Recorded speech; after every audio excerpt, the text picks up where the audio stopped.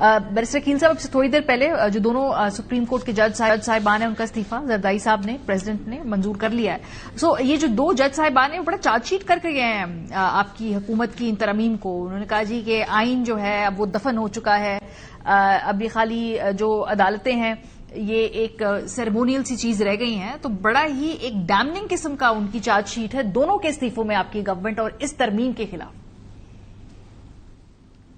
बिस्मिल्लाहिर्रहमानिर्रहीम, मारिया साहब बहुत बहुत शुक्रिया।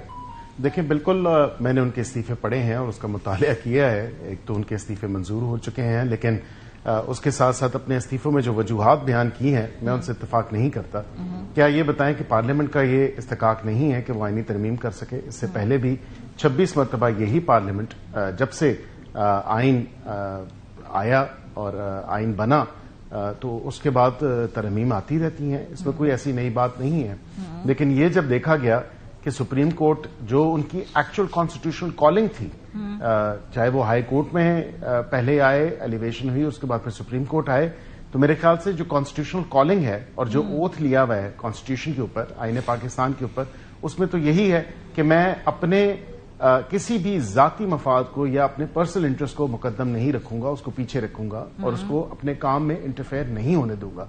दूसरी बात उन्होंने जो कॉन्स्टिट्यूशनल कॉलिंग के ऊपर थी, मैं समझता हूं कि आईने पाकिस्तान और वो जो हलफ उन्होंने लिया है वो ये भी तकाजा करता है कि आप इंसाफ की फराहमी, जो आम शहरियों तक इंसाफ की फराहमी है या लिटिगेंट्स को इंसाफ की फराहमी जो मुयसर होगी उसको आप यकीनी बनाएंगे। तो मेरे ख्याल से ये कॉन्स्टिट्यूशनल कॉलिंग जो थी, असल कॉन्स्टिट्यूशनल कॉलिंग तो ये थी, लेकिन शायद एक पॉलिटिकल गेम्स में हिस्सा लेना ज्यादा मुकद्दम, ज्यादा बेहतर समझा।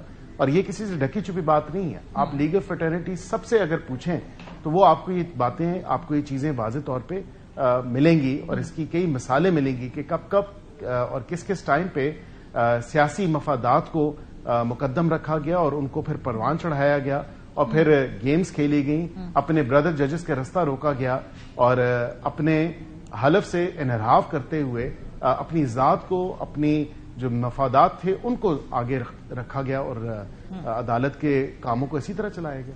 अच्छा।